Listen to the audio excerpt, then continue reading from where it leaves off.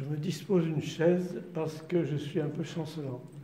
Alors, j'aurai peut-être à m'asseoir. Au nom du Père et du Fils et du Saint-Esprit. Bien-aimés, aujourd'hui, entre autres choses, on peut être sensible au fait que celui qui est mis en valeur et dont nous servons de la phrase chaque fois que nous allons communier, eh bien, est un homme que l'Église nous fait appeler un homme des nations. Des nations. Alors qu'il est un Romain. Mais il n'est pas dit qu'il est romain, qu'il est de l'Empire romain. On dit qu'il est des nations, parce que les soldats de l'Empire romain étaient des soldats qui venaient de diverses nations. Donc, ce capitaine, on pourrait dire ça, ce capitaine a une foi extraordinaire, tellement que le Christ la souligne et il dit qu'il n'a pas rencontré une telle foi dans tout le peuple élu, dans tout Israël. Ça paraît très étonnant, parce qu'il y a beaucoup d'Israéliens, depuis qu'Israël existe, qui ont connu une foi très profonde, hein, ne serait-ce que Marie, la Vierge, et qui est toute une lignée, dont il est dit dans l'Apocalypse qu'il y aura 12 000 saints de chaque tribu d'Israël qui seront avec les saints des nations. Donc cet étonnement peut être grand parce que il est celui d'un soldat. Un soldat. Donc le soldat, il est dans une obéissance très stricte, une obéissance très hiérarchisée. Il y a une hiérarchie. Et puis, bon. Mais ce soldat est conscient de sa juste place. Il dit à Jésus, « Je suis un subalterne. » Je ne prends pas au général. Bon, et c'est cela qui est intéressant. Cet homme a foi dans le Messie.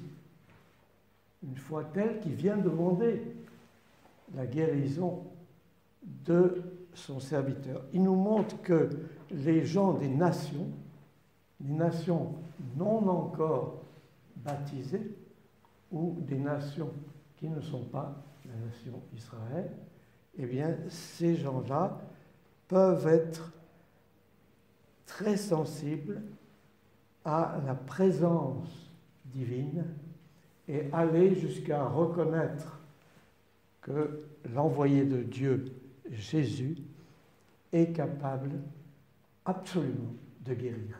Et qu'est-ce qu'il découvre, qu'est-ce qui est merveilleux pour le Christ, c'est qu'il ne met pas en question la parole, mais que la parole, il voit qu'elle a la parole du Christ, la parole de l'envoyé de Dieu, la parole pour nous du Fils de Dieu, eh bien, elle a un pouvoir qu'on n'a pas à remettre en question.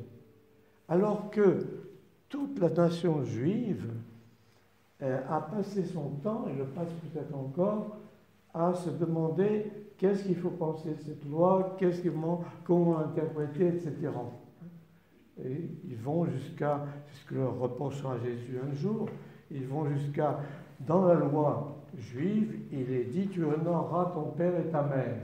Et eux ils disent, oui, mais attention, si tu fais un don au temple, tu es dispensé d'honorer ton père et ta mère. C'est-à-dire, tu es dispensé du fait de leur permettre de survivre malgré leur âge. Hein, et c'est cela que ne fait pas cet homme d'une nation étrangère. Hein, une nation étrangère. Et qui représente les hommes de toutes les nations, c'est-à-dire de tous ceux qui n'ont pas encore entendu parler de Jésus comme Messie. Et ces gens-là peuvent recevoir une grâce supérieure à la grâce qu'ont reçue les élus si ils se mettent à déformer ce qu'ils ont reçu, à déformer la parole révélée et à l'accommoder à leur propre volonté. Ce qu'on a tendance peut-être beaucoup à faire. Hein. On peut se demander, par exemple, il y a les nations dites chrétiennes baptisées. Sont-elles baptisées? Sont-elles baptisées? Si on écoute les radios, si on voit ce qui se passe, les espèces d'idolâtrie dans tous les domaines, on se dit, ben non, ils l'ont oublié, ils étaient baptisés.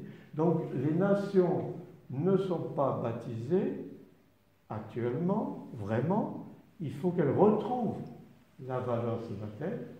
Et puis les empires, il faut qu'ils retrouvent les nations qui sont des personnes, comme les individus sont appelés à devenir des personnes. Et il y a donc ce mouvement-là, qui apparaît dans cette foi du centurion. Et il est ouvert à ce moment-là à la toute-puissance de la parole incréée. Il est ouvert, il sait que la parole incréée est toute-puissante. Mais il le sait, il a reçu cela, cette lumière intérieure, et il commence à vivre à partir de cela. Et il nous invite à vivre de même façon. C'est-à-dire, chaque fois que nous venons communier, l'Église nous invite à reprendre les paroles de ce centurion. Je ne suis pas digne que tu viennes en moi, mais dis une seule parole et mon âme sera guérie. De sorte que la prière de cet étranger, si vous voulez, du temps de Jésus, de cette nation, on n'a encore entendu parler qu'individuellement de ce qui peut se passer parmi les Juifs, eh bien, ils sont capables d'une écoute très, très profonde. Ce qui fait que nous n'avons pas à établir des catégories en disant il y a les nations chrétiennes, il y a les autres nations, et puis il est très difficile de savoir où en est chacun quand il est mis en face du mystère de la présence du Christ, à l'époque, ou de la présence de quelqu'un qui devient saint. Donc, il y a là une invitation pour nous à être ouverts et à rejoindre ce texte-là qui signifierait que nous sommes appelés à ressembler à Dieu. C'est-à-dire ne pas se détourner d'un seul d'entre les êtres, ne pas en repousser un seul. Je ne sais pas où il en est. Il faudrait que je sois Dieu pour savoir où il en est vraiment. Et là, il y a une grande ouverture que ignorent complètement les empires, parce que les empires, c'est la force. C'est la force contre force, c'est la force qui s'impose. Mais on est tous passés par l'empire. Regardez-nous, on est passés par les empires coloniaux. Donc, il y a une invitation à découvrir en même temps ce que signifie une nation baptisée. Et même une personne baptisée. Elle n'est pas simplement un individu, le mystère est beaucoup plus profond. Alors que chacun d'entre nous accueille le mystère possible et qui va continuer à vivre chez les autres et surtout en lui-même.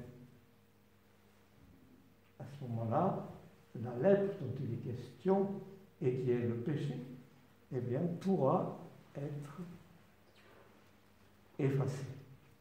Parce que nous le voudrons personnellement. Que le Père, le Fils et le Saint-Esprit nous aide à avoir un regard juste vis-à-vis des autres, tous les autres, et vis-à-vis de nous. Amen. Les angoisses de mon cœur se sont accrues.